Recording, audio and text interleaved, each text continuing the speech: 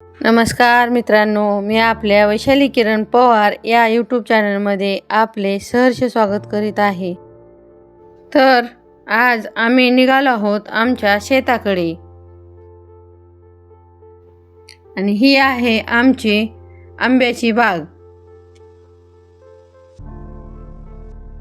आज आपण आंब्याला आंबे येण्यासाठी जे औषध वापरतात म्हणजे कल्टर, ते कसे व किती आणि कसे वापरायचे याचा लाईव्ह व्हिडिओ पाहणार आहोत.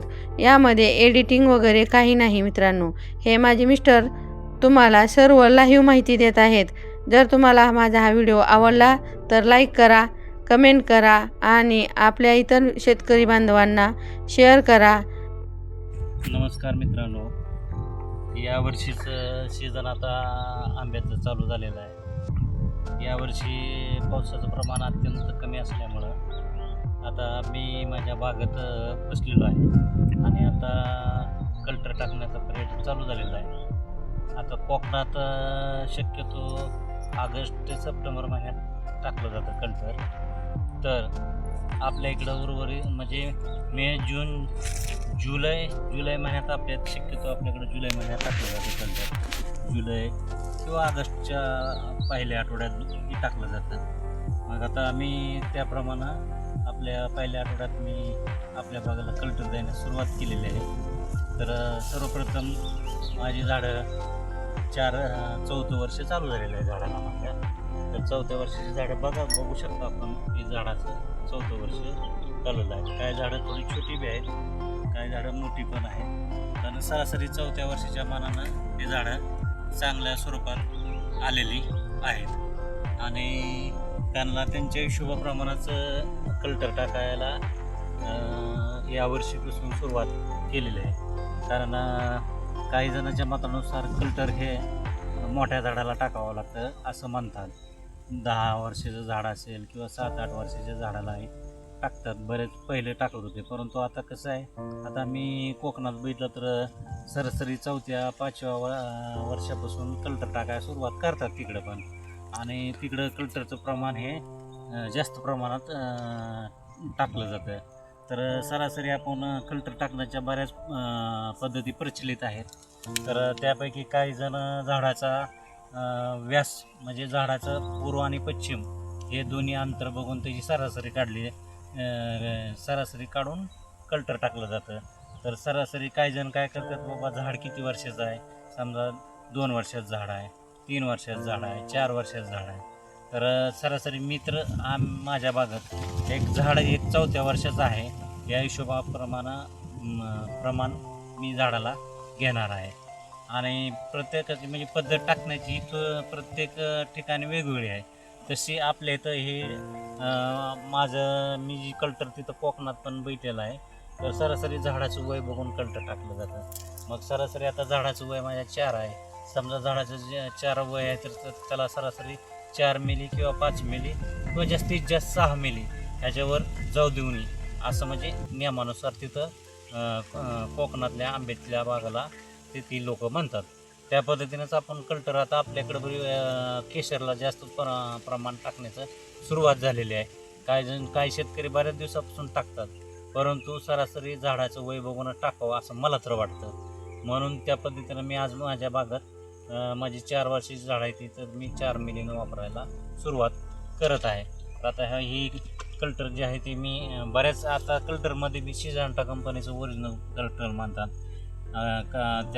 त्याच्यामध्ये बॉल्टर आहे, कल्टर आहे, पुन्हा कात्यायनी कंपनी आहे, पेपस्टार कंपनी आहे, बऱ्याच अशा मार्केटमध्ये कंपन्या आहेत, पुन्हा प्रतीक्षा कंपनी आहे, असे बऱ्याच कंपन्याचं कल्टर आहे. तर मी सरासरी आम्ही दरवर्षी तिथं कोकणात ज्या कल्टर वापरतो तेच कल्टर मी आता इथं वापरायला सुरुवात केलेली आहे. तर त्यापैकी हे कात्यायनी कंपनीचं मी वापरायला सुरुवात केलेली आहे आणि झाडाला सरासरी मी टाकण्यास आता सुरुवात करत आहे. तर आता मी सरासरी 4 मिलीनं वापरायचं प्रत्येक झाडाला ठरवलेलं आहे. लिटरला 4 मिली अशा स्वरूपानं मी तर हे कल्टर बघू शकता आपण. हे सरासरी माप असतं. या बाटलीबरोबर एक माप येतं प्लास्टिकचं आणि हे अशा स्वरूपाचं माप असतं. तर ही 80 मिलीचं म्हणजे 80 ml माप आहे आणि आपण आता सरासरी लिटरला 4 मिली या प्रमाणात घेणार आहोत. तर 2 चौक 8 म्हणजे 20 लिटरला 80 असं प्रमाण घेतलेलं आहे मी, म्हणजे सरासरी 2 मिलीनं पडतं आहे. तर आपण टाकताना झाडाला 4 मिलीनं टाकायचं असं ठरलेलं आहे. मग मी तर 4 मिलीनं वापरत आहे. टाकत आहे मी कल्टर पाण्यामध्ये. हे कल्टर एकदम म्हणजे पांढरा शुभ्र कलर पॅक्लोपिटोझॉल म्हणून हा घटक ह्याच्यामध्ये आहे या कल्टरमध्ये, आणि हे वाढ नियंत्रित करण्याचं काम करत आहे, म्हणजे झाडाची वाढ रोखायचं काम करत आहे आणि मोहर बाहेर काढण्याचं काम करते, म्हणून हे कल्टर वापरलं जातं. तर आता हे नीट यामध्ये ढवळत आहे आणि अशा पद्धतीने हे कल्टर हे पाण्यात मिसळून नंतर प्रत्येक झाडाच्या बुंद्याला हे कल्टर टाकलं जाते.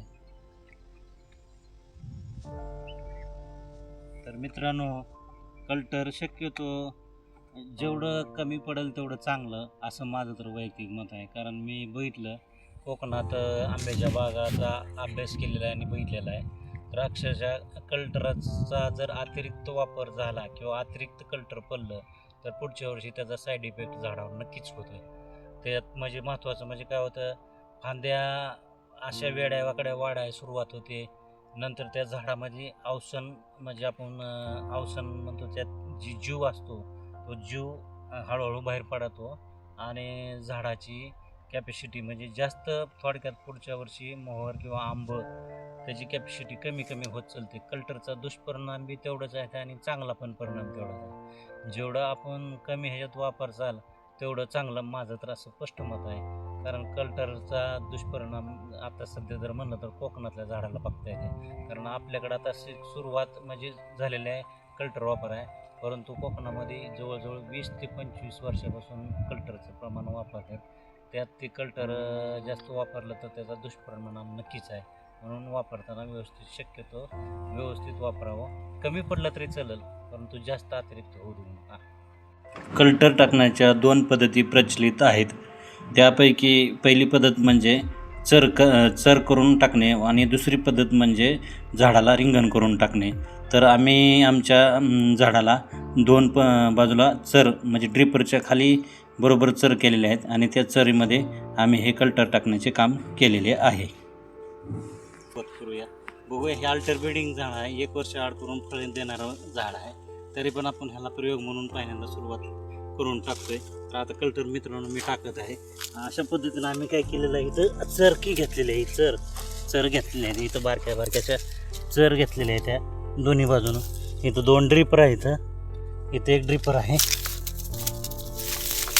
हे ड्रिपर, ह्या ड्रिपवरच्या निटोब्यानं चर घेतलेलं आहे आणि अशा स्वरूपानं इकडं अर्धा लिटर आणि इकडं अर्धा लिटर अशा स्वरूपानं हे कल्टर सोडण्यात येत आहे. आणि आता कल्टर टाकलेला आहे आपण. आणि विशेष म्हणजे कल्टर ओला असताना त्याला पहिल्यांदा 1-2 दिवस पाणी दिल्यानंतरच टाका शक्यतो, नंतर कल्टर टाकल्यावरची वरी राहते, त्याचा जास्त साईड इफेक्ट म्हणजे झाडावरती त्याचा परिणाम होणार नाही. त्यामुळं जितकी ओल असेल तेवढ्या ओलीमध्ये टाकलेलं अतिशय चांगलं. तर आपण बघितलं तर कल्टर कसं टाकतो त्या पद्धतीने आम्ही टाकतो. तर मित्रांनो, सांगितलेली माहिती तुम्हाला कशी वाटली ते कमेंट करून नक्की सांगा. आणि व्हिडिओ आवडला तर लाईक करा, कमेंट करा, शेअर करा आणि सबस्क्राईब करायला विसरू नका. जय जवान, जय किसान.